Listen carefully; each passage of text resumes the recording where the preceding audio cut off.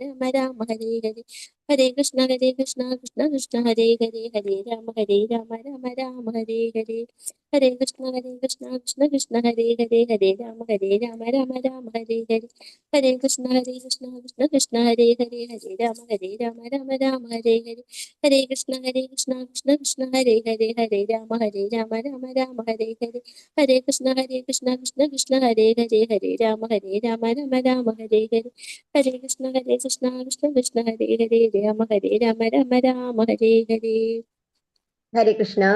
കൃഷ്ണ പ്രണാമം മാതാജി. എല്ലാവർക്കും സ്വാഗതം. ഓം അജ്ഞാനതിമിരാന്തസ്യ ജ്ഞാനാഞ്ജനശലാകയാൽ ചക്ഷുരുന്മീലിതം യേന തസ്മൈ ശ്രീഗുരവേ നമഃ. ശ്രീചൈതന്യമനോഭീഷ്ടം സ്ഥാപിതം യേന ഭൂതലേ സ്വയം രൂപ കഥാ മഹ്യം ദദാന്തി സ്വപദാന്തികം. വന്ദേഹം ശ്രീഗുരോ ശ്രീയുതപദകമലം ശ്രീഗുരും വൈഷ്ണവാംശ ശ്രീരൂപം സാഗ്രജാതം സാഗണരഘുനാഥാനിധം തം സജീവം സാദ്വൈതം സാവധൂതം പരിജനസഹിതം ശ്രീകൃഷ്ണ ചൈതന്യദേവം ശ്രീരാധാകൃഷ്ണപാദാൻ സഗണലളിത ശ്രീവിശാഖാനിധം ഹേ കൃഷ്ണ കരുണാ സിന്ധോ ദീനബന്ധോ ജഗത്പദേ ഗോപേശ ഗോപികാ കാന്ത രാധാ കാന്ത നമോസ്തുതേ തപ്ത കാഞ്ചന ഗൗരാംഗീ രാധേ വൃന്ദാവനേശ്വരി വൃഷഭാനുസുതേ ദേവി പ്രണമാമി ഹരിപ്രിയേ വാഞ്ചാകൽപതരൂപ്യശ്ച കൃപാ സിന്ധുഭ്യേവ ച പതിതാനാം പാവനേഭ്യോ വൈഷ്ണവേഭ്യോ നമോ നമഃ. നമഃ ഓം വിഷ്ണുപാദായ കൃഷ്ണപ്രേഷ്ഠായ ഭൂതലേ ശ്രീമതേ ഭക്തിവേദാന്ത സ്വാമിൻ ഇതി നാമിനി. നമസ്തേ സാരസ്വതേ ദേവേ ഗൗരവാണി പ്രചാരിണേ നിർവിശേഷ ശൂന്യവാദി പശ്ചാത്യദേശതാരിണി. നമഃ ഓം വിഷ്ണുപാദായ കൃഷ്ണപ്രേഷ്ഠായ ഭൂതലേ ശ്രീമതേ ജയപതാക സ്വാമിൻ ഇതി നാമിനി. നമഃ ആചാര്യപാദായ നിതായ കൃപപ്രദായിനേ ഗൗരകഥാദാമദായ നഗരക്രമതാരിണേ. നാരായണം നമസ്കൃഭ്യം നരം ചൈവ നരോത്തമം ദേവീം സരസ്വതിം വ്യാസം തതോ ജയമുദീരയത്. നഷ്ടപ്രായേഷു ഭദ്രേഷു നിത്യം ഭാഗവത സേവയാ ഭഗവതിർ ഉത്തമ ശ്ലോകേ ഭക്തിർഭവതി നൈഷ്ഠികി. ജയ ശ്രീകൃഷ്ണ ചൈതന്യ പ്രഭോ നിത്യാനന്ദ ശ്രീ അദ്വൈത ഗദാധര ശ്രീവാസാദി ഗൗരഭക്തവൃന്ദ. ഹരേ കൃഷ്ണ കൃഷ്ണ കൃഷ്ണ ഹരേ ഹരേ ഹരേ രാമ രാമ രാമ ഹരേ ഹരേ. ഹരേ കൃഷ്ണ. എല്ലാവർക്കും പ്രണാമം. നമ്മൾ 33 ശ്ലോകം വരയ്ക്കാണ് നോക്കിയത് അല്ലെ. എന്താ പറഞ്ഞത് ഭഗവാന്റെ തിരുനാമ ജപം മാത്രമാണ് നമ്മൾക്ക് ഈ കലിയുഗത്തിൽ നിന്ന്, ഈ ഭവരോഗത്തിൽ നിന്ന് രക്ഷപ്പെടാനുള്ള ഒരേ ഒരു മാർഗം എന്നാണ് പറയുന്നത്. കലിയുഗത്തിലെ എല്ലാ ഫലങ്ങളെയും പ്രതിരോധിക്കണം എന്നുണ്ടെങ്കിൽ ദിവ്യനാമ സങ്കീർത്തനം തന്നെ വേണം. അപ്പൊ ഹരേ കൃഷ്ണ കൃഷ്ണ കൃഷ്ണ ഹരേ ഹരേ ഹരേ രാമ രാമ രാമ ഹരേ ഹരേ എന്നുള്ള മന്ത്രജപം മാത്രമാണ് പ്രശ്ന സങ്കീർണമായിട്ടുള്ള ഈ ലോകത്തിന്റെ മുഖച്ഛായ മാറ്റണം എന്നുണ്ടെങ്കിൽ അത് മാത്രമാണ് ഒരു സൊല്യൂഷൻ എന്നുള്ളതാണ് ഇതിനു മുമ്പത്തെ ശ്ലോകത്തിൽ പറഞ്ഞത് അല്ലെ. അപ്പൊ അതുപോലെ തന്നെ പറയുന്നുണ്ട്, ശരിക്കും ഭഗവാന്റെ ദിവ്യനാമജപം ചെയ്യുന്നവര് ഭഗവാനോളം തന്നെ മംഗളദായകരാണ്. അപ്പൊ ആ ഭഗവാന്റെ അതേ ക്വാളിറ്റി, അതായത് നമ്മളുടെ ഉള്ളിലുള്ള ആത്മാവ് എന്ന, അതായത് നമ്മുടെ സ്വരൂപം, യഥാർത്ഥ സ്വരൂപം എന്ന് പറയുന്നത് ഭഗവാന്റെ എല്ലാ ഗുണങ്ങളോടും കൂടിയിട്ടുള്ളതാണ് അല്ലെ. ഭഗവാന്റെ തന്നെ എന്താണ് ഒരു പ്രതിച്ഛായയാണ്. അത് എന്താണ്, ക്വാണ്ടിറ്റിയിലല്ല ക്വാളിറ്റിയിൽ. അപ്പൊ അതുകൊണ്ട് തന്നെ ആ ഒരു ലെവലിൽ വന്നു കഴിഞ്ഞു കഴിഞ്ഞാൽ ഭഗവാൻ എത്രത്തോളം ആ മംഗളകരമാണോ ഭഗവാനെ കുറിച്ച് സ്മരിക്കുന്നത്, അത്രത്തോളം തന്നെയാണ് നമ്മുടെ ആത്മാവും എന്നുള്ളതാണ് പറയുന്നത്. ആ ദിവ്യ നാമജപത്തിൽ കൂടെ നമ്മൾക്ക് ആ സ്വരൂപം വീണ്ടെടുക്കാൻ കഴിയും. നമ്മൾ മറന്നുപോയ നമ്മളുടെ സ്വരൂപം നമ്മൾക്ക് കിട്ടും. അതുപോലെ തന്നെ ഭഗവാനുമായിട്ടുള്ള മറന്നുപോയ നമ്മളുടെ ആ ഒരു ബന്ധം നമ്മൾക്ക് പുനഃസ്ഥാപിക്കാനും സാധിക്കും എന്നാണ് ഇതിനു മുമ്പത്തെ ശ്ലോകം നമ്മളോട് പറഞ്ഞത് അല്ലെ. ഈ ശ്ലോകം 34. ഓം നമോ ഭഗവതേ വാസുദേവായ, ഓം നമോ ഭഗവതേ വാസുദേവായ, ഓം നമോ ഭഗവതേ വാസുദേവായ. ചൊല്ലിക്കോളൂ കേട്ടോ. ഓം നമോ ഭഗവതേ വാസുദേവായ, ഓം നമോ ഭഗവതേ വാസുദേവായ, ഓം നമോ ഭഗവതേ വാസുദേവായ. യോ വൈ മമാദി ഭരമാസുരവംശരാജ്ഞാം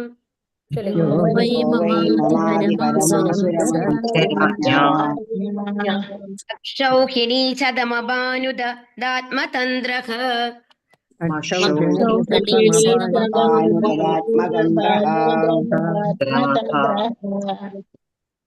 ത്വം ദുസ്തമുനപദമാത്മനി പൗരുഷേണ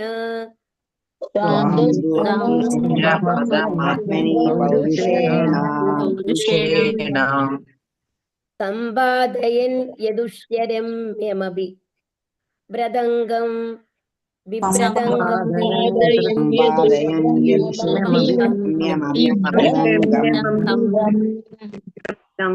ഹരേ കൃഷ്ണ.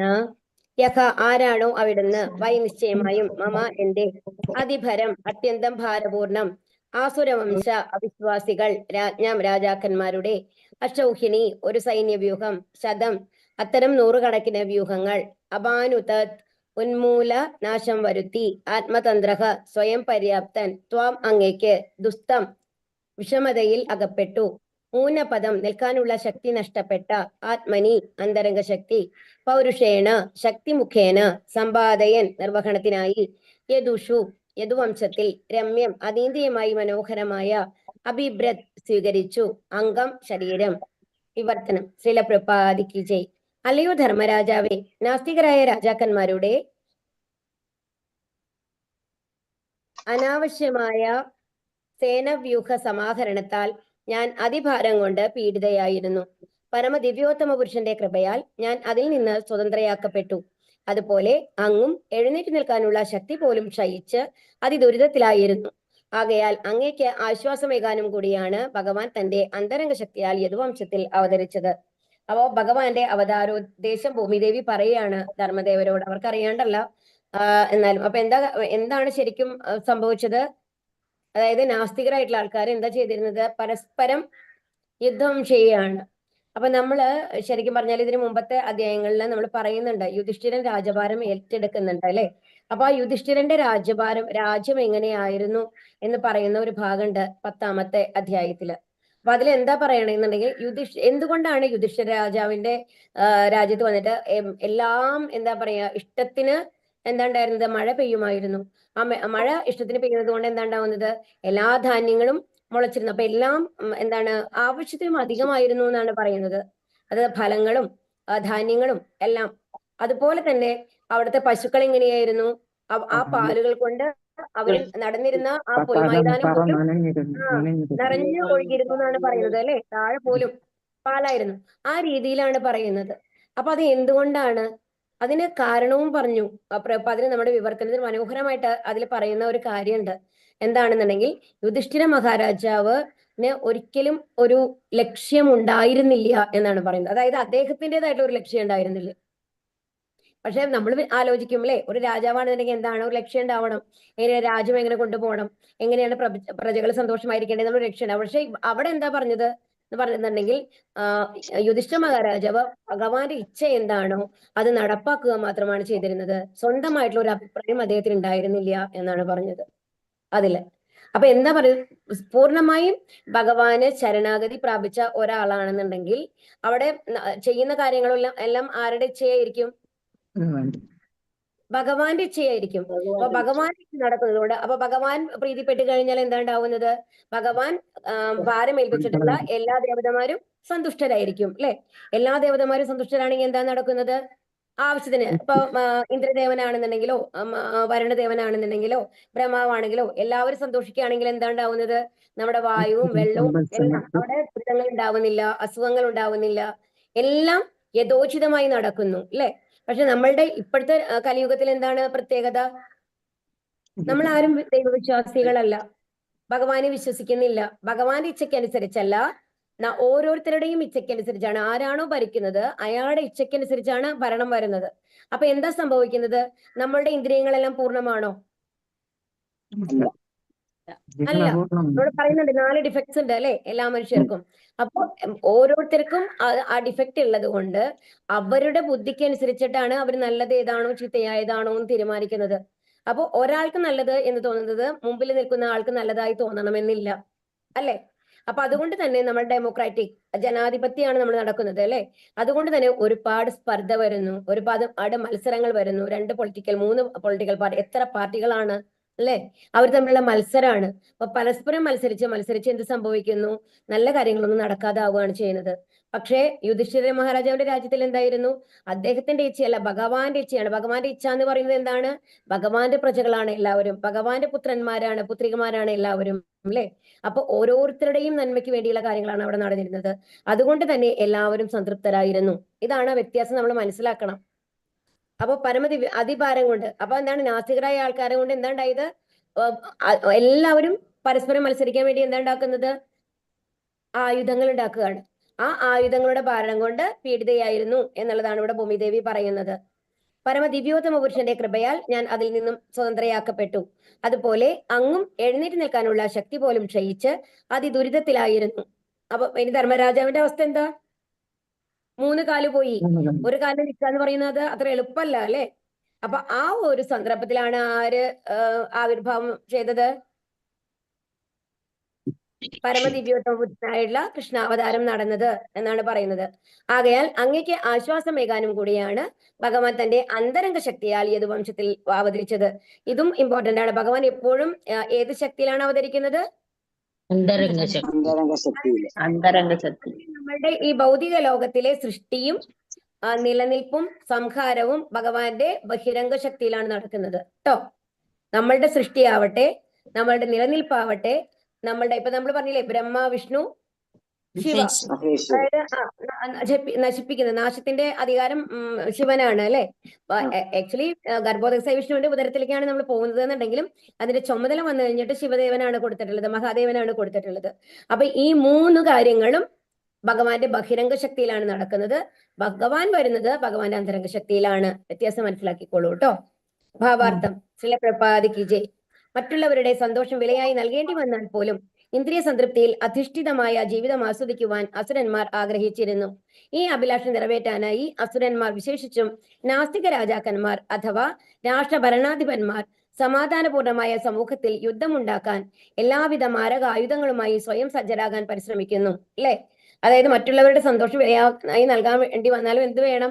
നമ്മളുടെ കാര്യം ജയിക്കണം എന്നുള്ള ഒരു ആറ്റിറ്റ്യൂഡാണ് അസുരന്മാർക്കുള്ളത്. അപ്പൊ അവരെന്ത് ചെയ്യുന്നു? നാസ്തികരായിട്ടുള്ള രാജാക്കന്മാരും രാഷ്ട്രഭരണാധിപന്മാരും എന്ത് ചെയ്യുന്നു? യുദ്ധമുണ്ടാക്കാനായിട്ട് എല്ലാ മാരക ആയുധങ്ങളും സജ്ജരാക്കുകയാണ് ചെയ്യുന്നത്. സ്വന്തം അധികാര ഉന്നമനം ഒഴികെ മറ്റൊന്നിലും അവർക്ക് താല്പര്യമില്ല. ആകയാൽ ഭൂമിദേവിക്ക് അത്തരം അനാവശ്യ സേനാ സന്നാഹങ്ങളുടെ വർധനവ് അമിതഭാരമായി അനുഭവപ്പെടുന്നു. ആസുര ജനസംഖ്യയുടെ വർധനവ് മൂലം ധാർമ്മിക തത്വങ്ങൾക്ക് വിഘ്നം ഉണ്ടാകുന്നു. അപ്പൊ ഈ അസുര സ്വഭാവം കൂടുന്തോറും എന്താണ് ഉണ്ടാകുന്നത്? മറ്റുള്ളവർക്ക് എന്താണ് സംഭവിക്കുന്നത്, മറ്റുള്ളവർ എന്താണ് ചിന്തിക്കുന്നത് എന്നുള്ള ബോധം നമ്മളിൽ നിന്ന് നഷ്ടപ്പെടുകയാണ് ചെയ്യുന്നത്. നമ്മളുടെ കാര്യം എങ്ങനെയും നടക്കണം എന്നുള്ള ചിന്താഗതിയാണ് അസുര ചിന്താഗതി. അത് അവർക്ക് നല്ലതല്ല, മറ്റുള്ളവർക്ക് നല്ലതല്ല എന്നുള്ളതാണ്. പോകെ ലോങ് റൺ എന്ന് പറയില്ലേ നമ്മള്, അങ്ങനെ നോക്കി കഴിഞ്ഞു കഴിഞ്ഞാൽ അത് അവർക്കും ദോഷം തന്നെയാണ് ഉണ്ടാക്കുക. അത് അവർ മനസ്സിലാക്കുന്നില്ല എന്നുള്ളത് മാത്രമേ ഉള്ളൂ. അപ്പൊ എന്താ സംഭവിച്ചത്? അപ്പൊ യുദ്ധം ഉണ്ടാക്കാൻ വേണ്ടിയിട്ടുള്ള എല്ലാ മാരകായുധങ്ങളും ഉണ്ടാക്കുന്നു. അങ്ങനെ എന്താണ്, ഭൂമിദേവിക്ക് എന്ത് സംഭവിച്ചു? ഒരുപാട് ഭാരം, അമിതഭാരമായിട്ട് അനുഭവപ്പെടുകയാണ്. അങ്ങനെ ധാർമ്മിക തത്വങ്ങൾക്ക് വിഘ്നമുണ്ടായി. തൽഫലമായി സ്വന്തം ഉന്നതിയിൽ മാത്രം അധിഷ്ഠിതമായ ആസുരിക സംസ്കാരത്തിന്റെ ക്രമക്കേടുകൾ കണ്ട് ജനത മുഴുവൻ, വിശേഷിച്ചും ഭക്തന്മാർ അഥവാ ദേവന്മാർ അസന്തുഷ്ടരായിത്തീരുന്നു. അപ്പൊ എല്ലാവർക്കും അറിയാം ഈ പോക്ക് ശരിയല്ല എന്നുള്ളത്. പക്ഷെ അതിന് സൊല്യൂഷൻ തരാനായിട്ട് ആർക്ക് മാത്രമാണ് സാധിക്കുള്ളൂ? ഒരു ശുദ്ധ ഭക്തന്. അപ്പോഴാണ് ഭഗവാന്റെ അവതാരം ആവശ്യമായി വരുന്നത്. അതുകൊണ്ടാണ് യഥാ യഥാ ഹി ധർമ്മസ്യ ഗ്ലാനിർഭവതി ഭാരത അഭ്യുത്ഥാനം ധർമ്മസ്യ തദാത്മാനം സജാമ്യഹം എന്നല്ല പറയുന്നത് അല്ലെ. അപ്പൊ ആ ഒരു സമയത്താണ് ഭഗവാൻ എന്താണ് ധർമ്മം നശിച്ച് അത്രയും ആ ഒരു അവസ്ഥയിലെത്തുമ്പോഴാണ് ആര് വരുന്നത്? ഭഗവാൻ വരുന്നത്. അത്തരം പരിതസ്ഥിതിയിൽ അനാവശ്യരായ അസുരന്മാരെ ഉന്മൂലനം ചെയ്യുവാനും യഥാർത്ഥ ധാർമ്മിക തത്വങ്ങൾ പുനഃസ്ഥാപിക്കാനും പരമദിവ്യോത്തമ പുരുഷൻ അവതരിക്കുന്നു. ഭഗവാൻ ശ്രീകൃഷ്ണന്റെ ദൗത്യം ഇതായിരുന്നു. അത് അവിടുന്ന് പൂർത്തീകരിച്ചു. ഇനി ശ്ലോകം 35.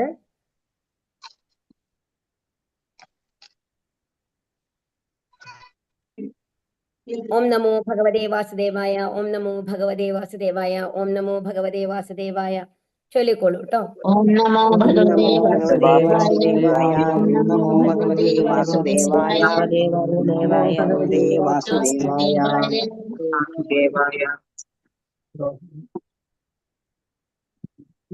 കാവാ സഖേദ വിരഹം പുരുഷോത്തമസ്യ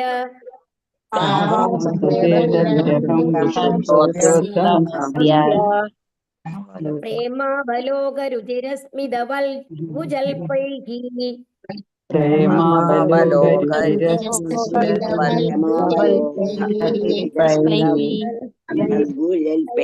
സമാനമകരൻ മധുമാനിനീനാം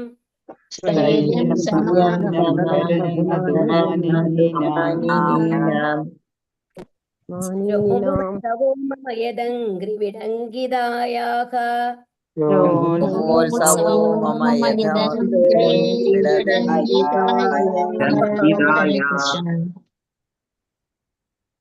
കൃഷ്ണ ക ആര് വ അതോ സഖേതാ സഹിക്കാൻ കഴിയുക വിരകം വിരകം പുരുഷ ഉത്തമസ്യ പരമദിവ്യോത്തമ പുരുഷന്റെ പ്രേമ പ്രേമയുത അവലോക ഈ വീക്ഷണം രുചിരസ്മിത ഹൃദ്യമായ മന്ദഹാസം വൽകുജൽപൈഹി ഹൃദയംഗമമായ അത്തനകൾ സ്ഥൈര്യം ഗൗരവം സമാനം വികാര തീവ്രമായ കോപത്തോടൊപ്പം അഹരത് കീഴടക്കി മധു പ്രേമഭാജനങ്ങളെ മാനിനീനാം സത്യഭാമയെ പോലെയുള്ള സ്ത്രീകൾ രോമ ഉത്സവക സന്തോഷത്താൽ രോമാഞ്ചമണിയുക മമ എന്റെ യത് ആരുടെ അംഗ്രി പാദങ്ങളിൽ വിടങ്കിതായാക മുദ്രണം ചെയ്തിരിക്കുന്നു.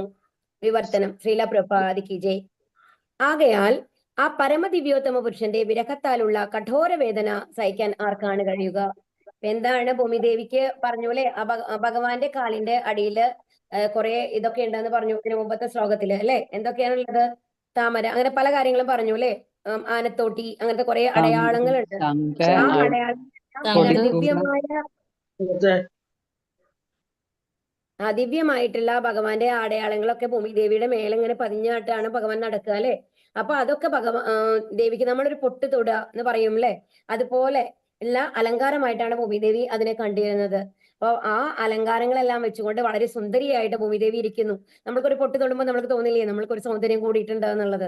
അപ്പൊ അതുപോലെ തന്നെ ഭൂമിദേവിയുടെ ഉള്ളിലും ഭഗവാന്റെ അലങ്കാരങ്ങളാണ്. അപ്പൊ അതിൽ വളരെയധികം ഒരു പ്രൗഡ് ഫീലിംഗും കൂടി ഉണ്ടായിരുന്നു ഭൂമിദേവിക്ക്. എന്ന് വെച്ച് കഴിഞ്ഞാല് ഭഗവാന്റെ ഇതെല്ലാം അണിഞ്ഞുകൊണ്ടാണ് ഞാൻ ഇരിക്കുന്നത്, ഇത് ഒരിക്കലും നഷ്ടപ്പെടില്ല എന്നുള്ളതാണ് ഭൂമിദേവി വിചാരിച്ചിരുന്നത്. പക്ഷെ എന്ത് സംഭവിച്ചു? ഭഗവാന്റെ തിരോഭാവം സംഭവിച്ചു അല്ലെ. അപ്പൊ അതാണ് ഇവിടെ പറയുന്നത്. ഏത് ഭക്തന്മാർക്കാണെന്നുണ്ടെങ്കിലും അത് പറയുന്നുണ്ട്, ഏതെങ്കിലും ഒരു സമയത്ത് ഭഗവാനെ നേരിട്ടോ ഭഗവാനെ കുറിച്ച് അറിയുകയും ഭഗവാനെ എന്താ പറയാ കുറിച്ച് കേൾക്കുക, അതായത് ഭഗവാന്റെ രൂപം, ഭാവം അല്ലെ, അതല്ല ഗുണങ്ങള്, ലീലകള്, ഇതിനെയൊക്കെ ഏതെങ്കിലും ഒരു തവണയെങ്കിലും അനുഭവിച്ചറിഞ്ഞിട്ടുള്ള ഒരാള്, അത് കേട്ടറിവാവാം, അനുഭവിച്ച് നേരിട്ട് അറിഞ്ഞ ആൾക്കാരുമാവാം, ആരാണെങ്കിലും ഒരിക്കലും പിന്നെ അദ്ദേഹത്തിനെ കാണാതിരിക്കാൻ സാധിക്കില്ല, ഓർക്കാതിരിക്കാൻ സാധിക്കില്ല എന്നുള്ളതാണ് ഭഗവാന്റെ ആ ഒരു അട്രാക്ഷൻ എന്ന് പറയുന്നത്, ആകർഷണം എന്ന് പറയുന്നത് എന്നാണ് പറയുന്നത്. അപ്പോ അത്രയും നാള് ആ തന്റെ മേലെ ചവിട്ടി നടന്ന ഒരാള്, തന്നെ അലങ്കരിച്ചിരുന്ന ഒരാള് ഒരു നിമിഷം ഇല്ല എന്നറിയുമ്പോഴത്തെ ആ ഒരു വേദനയാണ് ഇവിടെ ഭൂമിദേവി പറയുന്നത്. ആകയാൽ ആ പരമദിവ്യോത്തമ പുരുഷന്റെ വിരഹത്താലുള്ള കഠോര വേദന സഹിക്കാൻ ആർക്കാണ് കഴിയുക? ഹൃദയംഗമമായ അർത്ഥനകളാലും ഹൃദ്യമായ കടാക്ഷത്താലും പ്രേമപൂർണമായ മധുര മന്ദഹാസത്താലും സത്യഭാമയെ പോലുള്ള തന്റെ പ്രേമഭാജനങ്ങളുടെ ഗൗരവത്തെയും വികാര തീവ്രമായ കോപത്തെയും കീഴ്പ്പെടുത്തുവാൻ ഭഗവാന് കഴിഞ്ഞിരുന്നു. അപ്പൊ അതാണ് പറയുന്നത്. അപ്പൊ ഭഗവാൻ എന്താണ്? ഹൃദയംഗമമായ അർത്ഥനകളാലും ഹൃദ്യമായ കടാക്ഷത്താലും എങ്ങനെയാണ് തന്റെ ഭാര്യമാരെ ആകർഷിച്ചിരുന്നത് എന്നുള്ളതാണ് പറയുന്നത്. അപ്പൊ ഭൂമിദേവി നമ്മള് ഭഗവാന്റെ ഒരു ഭാര്യയുടെ രൂപത്തിലാണ് പറയാല്, ശരിക്കും ഇതായിട്ട് പറയും. അപ്പൊ ഹൃദയംഗമായ അർത്ഥനകളാല്, ഹൃദ്യമായ കടാക്ഷത്താല്, പ്രേമപൂർണമായ മധുര മന്ദഹാസത്താല് സത്യഭാമയെ പോലെയുള്ള പ്രേമഭാജനങ്ങൾ എങ്ങനെയാണ് കീഴ്പ്പെടുത്തിയത്? സത്യഭാമയുടെ കഥ അറിയാലോ അല്ലെ, എല്ലാവർക്കും അറിയില്ലേ? അത് അഹങ്കാരം തീർത്ത് എങ്ങനെയാണ് ഭഗവാൻ തീർത്തത് എന്നുള്ളത്.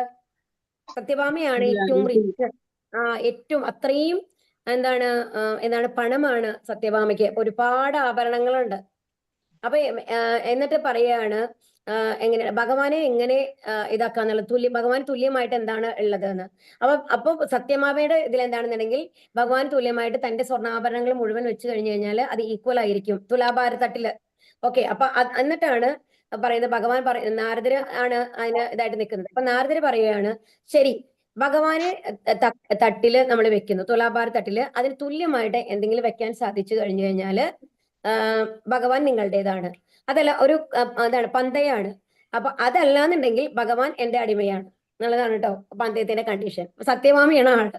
അപ്പൊ സത്യഭാമയ്ക്ക് എപ്പോഴും ഉള്ളിലുണ്ടെന്ന് വെച്ച് കഴിഞ്ഞാൽ ഞാൻ വലിയ റിച്ച് ആണ് എന്നുള്ള ഇതാണ്. ബാക്കി എല്ലാ ഗുണങ്ങളും ഉണ്ടെങ്കിൽ ഉള്ളിൽ നമുക്ക് ഒരു പൊടി തോന്നൂലോ ചില സമയത്ത്. അപ്പൊ സത്യഭാമ എന്ത് ചെയ്യുന്നു? തനിക്ക് എല്ലാ ഇതും ഗോൾഡ്, രത്നങ്ങളെ എല്ലാം ചേർത്ത് വെക്കുകയാണ്. അപ്പൊ സത്യഭാമ വിചാരിച്ചത് എന്തായാലും ഭഗവാൻ എന്ന് പറയുമ്പോൾ ഇപ്പോഴും നമ്മളെ ഒരു കുട്ടിയുടെ രൂപത്തിലല്ലേ കാണുന്ന, ഒരു 19 വയസ്സുള്ള ഒരു പയ്യൻ എന്നുള്ള രീതിയിലാണ് ഭഗവാന്റെ രൂപം ഉണ്ടാവുക അല്ലെ. അപ്പൊ ഏകദേശം എത്ര കിലോ ഉണ്ടാവും? ഒരു 50 കിലോ ഉണ്ടാവും. അപ്പൊ 50 കിലോ 60 കിലോ സ്വർണം വെച്ച് കഴിഞ്ഞാൽ ഭഗവാന്റെ തട്ട് എന്ത് ആവണം? ശരിക്കും താഴെ പോണം അല്ലെ. തുലാഭാരത്തിന്റെ താഴേക്കാണല്ലോ പോവാ, വെയിറ്റുള്ളത് ഭാഗം താഴേക്കല്ലേ, അല്ല അതായത് സത്യഭാമയുടെ സ്ഥലത്തേക്ക് പോകണം. പക്ഷെ അങ്ങനെ സംഭവിക്കുന്നില്ല. എല്ലാം ഉള്ളത് മുഴുവൻ കൊണ്ടത് വെച്ചു. ഒരു രക്ഷയില്ല. അവസാനമാകുമ്പോ തോൽവി സംഭവിച്ചു, പേടിയായി തുടങ്ങി. മറ്റേ രാജ്ഞിമാരൊക്കെ സത്യഭാമയെ ചീത്ത പറയാൻ തുടങ്ങി. എന്ത് ബോധത്തിലാണ് ചെയ്തത്, ഭഗവാനല്ലേ, ഇങ്ങനെ കളിക്കാൻ പാടുണ്ടോ? ഇപ്പൊ നാരദർ അടിമയായി കഴിഞ്ഞു, ഭഗവാൻ ഒന്നും വെക്കാൻ സാധിക്കുന്നില്ല. അപ്പോഴാണ് രുക്മിണി ദേവി വരുന്നത്. അപ്പൊ രുക്മിണി ദേവി അവളോട് പറയും, സത്യഭാമ പറയും, എങ്ങനെയെങ്കിലും രക്ഷിക്കണം, വേറെ വഴിയില്ല, ഇങ്ങനെ ഒരു അബദ്ധത്തിൽ പെട്ടുപോയി എന്ന് പറയുകയാണ്. അപ്പോഴാണ് രുക്മിണി ദേവി തൊഴുത് പ്രാർത്ഥിച്ച് പോയി ഒരു തുളസിയുടെ ഇല എടുത്ത് കൊണ്ടുവന്നു കഴിഞ്ഞിട്ട് ആ സ്വർണ്ണം മുഴുവൻ മാറ്റാൻ പറയും സത്യഭാമയോട്. എന്നിട്ട് അത് മാറ്റി കഴിഞ്ഞിട്ട് ഈ തുളസിയുടെ ഇല വെക്കുകയാണ്. അപ്പൊ ആ തുളസിയുടെ ഇല വെക്കുന്നതോടുകൂടി എന്ത് സംഭവിക്കുന്നു? ഈക്വലായി മാറാണ് അല്ലെ, രണ്ടും ആ തട്ട് താന്ന് ഈക്വലായിട്ട് മാറുകയാണ്. അപ്പൊ ആ ഒരു ഇതാണ് പറയുന്നത്. അപ്പൊ അങ്ങനെയുള്ള സത്യഭാമയാണ്. അപ്പൊ ആ സത്യഭാമയെ പ്രീതിപ്പെടുത്തുക എന്ന് പറയുന്നത് അത്ര എളുപ്പമല്ല. എങ്ങനെയാണ് ഭഗവാൻ പ്രീതിപ്പെടുത്തിയത്? പാരിജാത. അപ്പൊ രുക്മിണി ദേവിക്ക് പാരിജാത പുഷ്പം കൊണ്ടുവന്ന് കൊടുത്തു എന്നുള്ളതാണ് കോപമായിരുന്നത്. അപ്പൊ എന്താണ് സത്യഭാമ ചോദിക്കുന്നത്? അതിന്റെ ചെടി തന്നെയാണ് ചോദിക്കുന്നത് അല്ലെ. എന്നിട്ട് കൊണ്ടുവന്ന് കൊടുക്കുകയാണ് ഭഗവാൻ. അപ്പോ പ്രേമപൂർണമായ മധുര മന്ദഹാസത്താലും സത്യഭാമയെ പോലുള്ള തന്റെ പ്രേമഭാചനങ്ങളുടെ ഗൗരവത്തെയും, അതാണ് ഗൗരവം എന്ന് പറയുമ്പോൾ ഇവിടെ എന്താണ് ആ ഒരു ഇത് പറയില്ലേ, ഞാൻ എന്നുള്ള ഒരു ഭാവം, അപ്പൊ വികാര തീവ്രമായ കോപത്തെയും കീഴ്പ്പെടുത്തുവാൻ ഭഗവാന് കഴിഞ്ഞിരുന്നു. എന്റെ പ്രതലത്തിൽ കൂടി ഭൂപ്രതലത്തിൽ അദ്ദേഹം സഞ്ചരിക്കുമ്പോൾ ഞാൻ അദ്ദേഹത്തിന്റെ പാതാരവിന്ദ ധൂളികളിൽ ആമഗ്നയാവും. അതാണ് അപ്പൊ ഭഗവാൻ ഇങ്ങനെ നടക്കുമ്പോൾ മേല് പുളകം കൊള്ളും എന്നാണ് പറയുന്നത് ഭൂമിദേവി. അങ്ങനെ എന്നിൽ രോമഹർഷം പോലെ കാണപ്പെട്ടിരുന്ന പുല്ലുകളാൽ ഞാൻ സമൃദ്ധമായി ആവൃതയുമാകുമായിരുന്നു. അതാണ് രോമഹർഷം പോലെ, അതാണ് നമ്മൾ പുളകം വരിക എന്ന് പറയൂലോ, ആ ഇതാണ് പറയുന്നത്. പുല്ലുകളാൽ ഞാൻ സമൃദ്ധമായി ആവൃതയാകുമായിരുന്നു. ഭാവാർത്ഥം ശ്രീലപ്രപാദിക്ക് ജയ്. ഭഗവാൻ കൊട്ടാരത്തിൽ നിന്നും വിട്ടുനിൽക്കുന്ന വേളയിൽ ഭഗവാനും അവിടുത്തെ ആയിരക്കണക്കിന് പത്നിമാർക്കും തമ്മിൽ വിരഹം അനുഭവപ്പെടുവാനുള്ള അവസരങ്ങൾ ഉണ്ടായിരുന്നു അല്ലെ. ഭഗവാൻ ഒരുപാട് കാലം എവിടെയായിരുന്നു? ഹസ്തിനപുരത്തിലാണ്. ഇപ്പോഴും അല്ല, ഇതിപ്പോ ഒരുപാട് കഴിഞ്ഞിട്ടാണല്ലോ. അപ്പൊ ഒരുപാട്, അതായത് കുരുക്ഷേത്ര യുദ്ധം നടക്കുന്ന സമയത്ത് മുഴുവൻ ഭഗവാൻ ആരുടെ കൂടെയാണ്? പാണ്ഡവന്മാരുടെ കൂടെയാണ്. ഒരിക്കലും ദ്വാരകയിലോ മധുരയിലോ അല്ല ഉണ്ടായിരുന്നത് അല്ലെ. അപ്പൊ ഈ ആയിരക്കണക്കിന് പത്നിമാർക്കും അപ്പൊ വിരഹം ദുഃഖം ഉണ്ടാവേണ്ടതാണ്. എന്നാൽ ഭഗവാനും ഭൂമിയും തമ്മിലുള്ള ബന്ധത്തെ പരിഗണിക്കുമ്പോൾ അവിടുന്ന് ഭൂപ്രതലത്തിൽ കൂടി തന്റെ പാതാരവിന്ദങ്ങളാൽ സഞ്ചരിക്കുമായിരുന്നു. പക്ഷെ ഭൂമിയെ സംബന്ധിച്ച് അങ്ങനത്തെ ഒരു വിരഹവേദന അനുഭവിക്കേണ്ടി വന്നിട്ടുണ്ടോ? ഇല്ല. കാരണം എവിടെയാണെങ്കിലും ഭൂമിയുടെ പ്രതലത്തിൽ കൂടിയാണ് നടക്കുന്നത് അല്ലെ. അപ്പൊ ഭൂമിക്ക് മാത്രം അങ്ങനത്തെ ഒരു വിരഹവേദന അനുഭവിക്കേണ്ടി വന്നിട്ടില്ല. ആകയാൽ ഭൂമി ദേവിയും ഭഗവാനും തമ്മിലുള്ള വേർപാടിന് സാധ്യതയേ ഇല്ല. ആകയാൽ ഭഗവാൻ സ്വധാമത്തിലേക്ക് യാത്രയാകാനായി ഭൂതലം ഉപേക്ഷിച്ചപ്പോൾ ഭൂമി ദേവിയുടെ വിരഹദുഃഖം കൂടുതൽ തീവ്രമായിരുന്നു. അപ്പൊ എന്തുകൊണ്ടാണ്? എന്തായാലും ഭാര്യമാരെക്കാൾ കൂടുതൽ ദുഃഖമാണ് ആർക്ക്? ഭൂമി ദേവിക്ക്. ഇതുവരെ പിരിഞ്ഞിരിക്കാത്ത ഒരാൾ പെട്ടെന്ന് പിരിഞ്ഞു പോവാന്ന് പറഞ്ഞ് നമുക്ക് സഹിക്കാൻ പറ്റില്ല അല്ലെ. പക്ഷെ ഇടയിലിടയിൽ ഇപ്പൊ നമ്മൾ നോക്കൂ, ഇപ്പൊ ഹസ്ബൻഡ് ആൻഡ് വൈഫ് ആണെങ്കിലും ഒരു വീട്ടില് മാരേജ് കഴിഞ്ഞിട്ട് അത്രയും കാലം ഒരുമിച്ചിരിക്കുകയാണെങ്കിൽ അവർ പെട്ടെന്ന് യാത്രയാവാണ് എവിടേക്കെങ്കിലും, ഒരു മാസം ഇല്ല, അത് കഴിയുമ്പോൾ നമ്മൾക്ക് കഷ്ടം, അയ്യോ അവരില്ലാണ്ട് എങ്ങനെ ഇരിക്കും എന്നുള്ളൊരു തോന്നൽ നമ്മൾക്ക് ഉണ്ടാവും. അതുപോലെ അച്ഛനമ്മമാര് കുട്ടികൾ പെട്ടെന്ന് ഒരു ഹോസ്റ്റലിൽ കൊണ്ടുപോയി നിർത്തണം എന്നൊക്കെ ആലോചിക്കുമ്പോൾ നമുക്ക് സങ്കടം വരാറുണ്ട്. ഇത്രയും കാലം നമ്മുടെ മുമ്പിലാണ് ഉണ്ടായിരുന്നത്, നമ്മുടെ വീട്ടിൽ നിന്നാണ് പോയി വന്നിട്ടിരുന്നത് എന്ന് നമ്മൾക്ക് തോന്നാറുണ്ട്. പക്ഷെ അതിൽ പഴകി കഴിഞ്ഞാൽ ഹോസ്റ്റലിൽ പോയി ഒരു കൊല്ലം കഴിയുമ്പോൾ നമുക്കറിയാം അവർ ഇടയിലെ വരുള്ളൂ, ഒരാഴ്ച കഴിഞ്ഞാൽ തിരിച്ചു പോകും എന്നുള്ളത്. അത് നമ്മുടെ മനസ്സ് അതുമായിട്ട് താതാത്മ്യം പ്രാപിക്കും. പക്ഷെ ഇവിടെ ഭൂമിദേവിയുടെ അപ്പൊ അതുപോലെയാണ് ഭഗവാന്റെ ഭാര്യമാർക്ക് അറിയാം ഇടയിലിടയിൽ ഭഗവാൻ പല കാര്യങ്ങൾക്കും പല സ്ഥലത്തും പോകും, അത് കഴിഞ്ഞിട്ട് കുറെ നാൾ കഴിഞ്ഞിട്ടാണ് തിരിച്ചു വരിക എന്നുള്ളത്. പക്ഷെ ഭൂമി ദേവിയെ സംബന്ധിച്ചിടത്തോളം അതുവരെ പിരിഞ്ഞിരിക്കാത്തത് കൊണ്ട് എന്താണ്, ആ വിരഹ ദുഃഖം കൂടുതൽ തീവ്രമായിരുന്നു എന്നാണ് പറയുന്നത്. ഇനി ശ്ലോകം 36. ഓം നമോ ഭഗവതേ വാസുദേവായ, ഓം നമോ ഭഗവതേ വാസുദേവായ, ഓം നമോ ഭഗവതേ വാസുദേവായ. ചൊല്ലിക്കൊള്ളൂ കേട്ടോ. ഓം നമോ ഭഗവതേ വാസുദേവായ, നമോ ഭഗവതേ വാസുദേവായ, നമോ ഭഗവതേ വാസുദേവായ. തയോരേവം കഥയതോഃ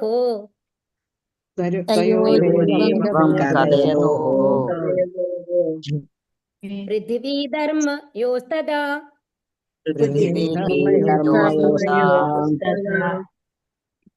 പരീക്ഷീ നാമ രാജർഷിഃ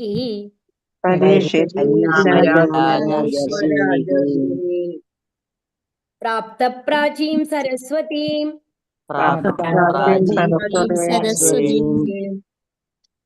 തയോഹോ അവർക്കിടയിൽ, ഏവം അപ്രകാരം, കഥയതോഹോ സംഭാഷണത്തിൽ ഏർപ്പെട്ടു, പൃഥിവി ഭൂമി, ധർമ്മയോഹോ ധർമ്മരാജാവും, തഥാ ആ സമയം പരീക്ഷിത് മഹാരാജാവ് നാമ എന്നു പേരായ രാജർഷി പ്രാപ്തക എത്തിച്ചേർന്നു. പ്രാചീൻ പൂർവ്വദിക്കിലേക്ക് ഒഴുകുന്ന സരസ്വതീ നദി വിവർത്തനം. ശ്രീല പ്രഭുപാദ് കി ജയ്. ഭൂമിദേവിയും ധർമ്മരാജനും അപ്രകാരം സംഭാഷണത്തിൽ ഏർപ്പെട്ടിരിക്കെ രാജർഷിയായ പരീക്ഷിത് മഹാരാജാവ് പൂർവ്വദിക്കിലേക്ക് ഒഴുകുന്ന സരസ്വതി നദിയുടെ തീരത്തെത്തി. അപ്പൊ ഇവിടെ എന്താ പറയുന്നത്? അപ്പൊ ഇങ്ങനെ ഭൂമിദേവിയും ധർമ്മരാജനും പറഞ്ഞപ്പോ ഇപ്പൊ എന്തുകൊണ്ടാണ് ഭൂമിദേവി ദുഃഖിതയായിരുന്നത്? ഭഗവാന്റെ വിയോഗം. ഭഗവാന്റെ വിയോഗത്തിലാണ് അത്രയും ദുഃഖിതയായിട്ട് കാണപ്പെടുന്നത് അല്ലെ. അപ്പൊ അവര് രണ്ടുപേരും ഇങ്ങനെ സംഭാഷണം ഏർപ്പെട്ടുകൊണ്ടിരിക്കുമ്പോ ആര് വന്നു? പരീക്ഷിത് മഹാരാജാവ് അവിടേക്ക് വരികയാണ്. എവിടെയാണ് ഈ സംഭാഷണമൊക്കെ നടക്കുന്നത്? സരസ്വതി നദി എന്ന് പറയുന്നത് ഒരുപാട് ഇമ്പോർട്ടൻസ് ഉണ്ട് കേട്ടോ. നമ്മുടെ വ്യാസദേവരുടെ ആശ്രമം എവിടെയായിരുന്നു എന്നാ പറയുന്നത്? സരസ്വതി നദിയുടെ തീരത്തുള്ള ആ സ്ഥലം, ഇതിന്റെ പേരെന്താണ്? ആർക്കെങ്കിലും ഓർമ്മയുണ്ടോ? ശ്യാമപ്രാശം എന്ന് പറയുന്ന ആ ഒരു ആശ്രമ അതിലാണ് ആര് താമസിച്ചിരുന്നത്? വ്യാസദേവര്. അവിടെ ഇരുന്നു കൊണ്ടാണ് ധ്യാനിക്കുന്നത്. അപ്പൊ ആദ്യം തന്നെ ഓർമ്മയുണ്ടല്ലോ അല്ലെ, വ്യാസദേവന് എത്രയും മഹാഭാരതം വരയ്ക്കും എഴുതി, വേദങ്ങളൊക്കെ ഇത് ചെയ്തു, 4 പകുത്തു. അത് കഴിഞ്ഞ് മഹാഭാരതം വരയ്ക്കും എഴുതി.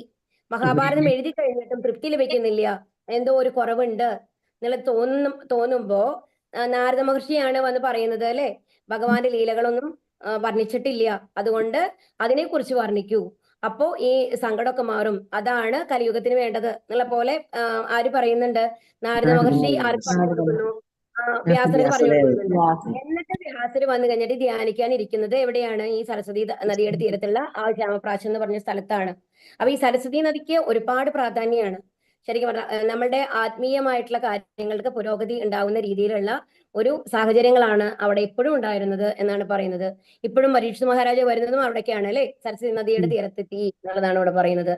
ശ്രീമദ് ഭാഗവതം പ്രഥമ സ്കന്ധത്തിലെ പരീക്ഷിത്ത് കലിയുഗത്തെ എങ്ങനെ സ്വീകരിച്ചു എന്ന 16-ാം അധ്യായത്തിന്റെ ഭക്തിവേദാന്ത ഭാഷ്യം ഇപ്രകാരം സമ്പൂർണ്ണമാകുന്നു.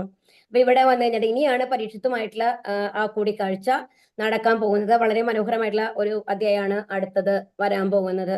അപ്പൊ ഈ അധ്യായത്തിന്റെ ഉള്ളടക്കം എന്തായിരുന്നു? നമ്മൾ ആദ്യം പരീക്ഷിത് മഹാരാജാവിന്റെ രാജ്യം എങ്ങനെയായിരുന്നു എന്നുള്ളതൊക്കെ ആയിരുന്നു അല്ലെ, അത്രയും സമ്പൽ സമൃദ്ധമായിരുന്നു എന്നതൊക്കെ പറഞ്ഞു കഴിഞ്ഞിട്ട് അതിന്റെ അവസാനത്തിൽ എന്താണ് പരീക്ഷിത് മഹാരാജാവ് കാണാൻ തുടങ്ങുന്നത്? കലിയുഗത്തിന്റെ ആരംഭം എന്ന നിലയ്ക്ക് വഞ്ചന വരാൻ തുടങ്ങുന്നു, വഞ്ചന പ്രവണത, മറ്റുള്ളവരെ മാത്സര്യം വരാൻ തുടങ്ങുന്നു, അസുര ബുദ്ധികൾ തലയെടുക്കുന്നു. അങ്ങനെയൊക്കെ വരുമ്പോഴാണ് അതിനെ നശിപ്പിക്കണം എന്നുള്ള ഒരു ഉദ്ദേശത്തോടു കൂടി അദ്ദേഹം കൊട്ടാരത്തിൽ നിന്ന് വന്നു കഴിഞ്ഞിട്ട് അതിനെല്ലാം നശിപ്പിക്കാൻ ശ്രമിക്കുകയാണ് അല്ലെ, അങ്ങനത്തെ അസുരന്മാരെ മുഴുവൻ നശിപ്പിക്കുകയാണ് ചെയ്തുകൊണ്ടിരുന്നത്. അതിന്റെ ഇടയിലാണ് ആര് വരുന്നത്? ഭൂമിദേവിയും ധർമ്മദേവനും തമ്മിലുള്ള ഈ സംഭാഷണം നടക്കുന്നത്. ധർമ്മദേവര് വരുന്നു. അപ്പൊ ധർമ്മദേവന് എന്താണ് പ്രത്യേകതയുള്ളത്? 3 കാലുകളും പോയി, 1 കാല് മാത്രമേ ഉള്ളൂ. എന്നിട്ട് ചോദിക്കുകയാണ് ഭൂമിദേവിയുടെ അടുത്ത്, എന്താണ് ദുഃഖം? അപ്പൊ ഭൂമിദേവി പറയുന്ന കാര്യങ്ങളാണ് നമ്മൾ കഴിഞ്ഞ കുറച്ച് ശ്ലോകങ്ങളായിട്ട് നമ്മൾ കണ്ടത്. എന്താണ് പരമപുരുഷൻ എങ്ങനെയാണ് എന്നുള്ളതൊക്കെ പറഞ്ഞു, അദ്ദേഹത്തിന്റെ അവതാരം എങ്ങനെയാണ് എന്നുള്ളത് പറഞ്ഞു, അദ്ദേഹത്തിന്റെ ഭാര്യമാരെങ്ങനെയാണ് എന്നുള്ളത് ഒക്കെ പറഞ്ഞു അല്ലെ. അതിനുശേഷം അവസാനം എന്താണ് പറയുന്നത്? അങ്ങനെയുള്ള ആ പരമദിവ്യോത്ത പുരുഷനായിട്ടുള്ള ഭഗവാൻ വിട്ടുപോയില്ലേ, എനിക്ക് ആ ദുഃഖം സഹിക്കാൻ കഴിയുന്നില്ല എന്നുള്ളത് വെച്ചിട്ടാണ് ഇത് അവസാനിപ്പിക്കുന്നത്. അപ്പൊ ഇനി എന്താണ് പരീക്ഷിത് മഹാരാജാവ് കലിയുഗത്തിന്റെ ഇതിനായിട്ട് എന്ത് ചെയ്യുന്നു, കലിയെ നശിപ്പിക്കാനായിട്ട് എന്ത് ചെയ്യുന്നു എന്നുള്ളതൊക്കെയാണ് അടുത്ത അധ്യായങ്ങളിൽ നമ്മൾ കാണാൻ പോകുന്നത്. ഹരേ കൃഷ്ണ. ആർക്കെങ്കിലും എന്തെങ്കിലും പറയാനുണ്ടോ? ഒരു 1-2 മിനിറ്റ് ഉണ്ടാവും തോന്നുന്നു അല്ലെ. അതെ. ഇനി അടുത്ത അധ്യായം നമ്മൾ സ്റ്റാർട്ട് ചെയ്യേണ്ട സമയമില്ല, അതുകൊണ്ട് നമുക്ക് ഇന്ന് ഇവിടെ വെച്ച് അവസാനിപ്പിക്കാം. ആർക്കെങ്കിലും എന്തെങ്കിലുമൊക്കെ പറയാനുണ്ടോ? ഹരേഷ് മാതാജി. പറഞ്ഞോളൂ മാതാജി. ഈ സരസ്വതി നദിയുടെ തീരത്ത് ആശ്രമത്തിന്റെ പേര് ഒന്നുകൂടെ പറയൂ ഹരേഷ്ണ. ശ്യാമപ്രാശം എന്നാണ് മാതാജി, ശ്യാമപ്രാശം. ഇത് വരുന്നുണ്ട്, ഇതിനൊക്കെ മുമ്പ് കഴിഞ്ഞു പോയതാണ് അതൊക്കെ. ഹരേ കൃഷ്ണ. വേറെ എന്തെങ്കിലും ആർക്കെങ്കിലും ചോദിക്കാനുണ്ടോ, പറയാനുണ്ടോ? ആർക്കൊന്നും പറയാനില്ല? പഞ്ചാകൽപതരുഭ്യശ്ച കൃപാസിന്ധുഭ്യേവ ച പതിതാനാം പാവനേഭ്യോ വൈഷ്ണവേഭ്യോ നമോ നമഃ. അനന്ത കോടി വൈഷ്ണവവൃന്ദ കി ജയ്, പ്രഭുപാദ് കി ജയ്, ഗുരു മഹാരാജ് കി ജയ്, ഗൗരി പ്രേമാനന്ദേ. ഹരി ഹരി ബോൽ. ഹരേ കൃഷ്ണ.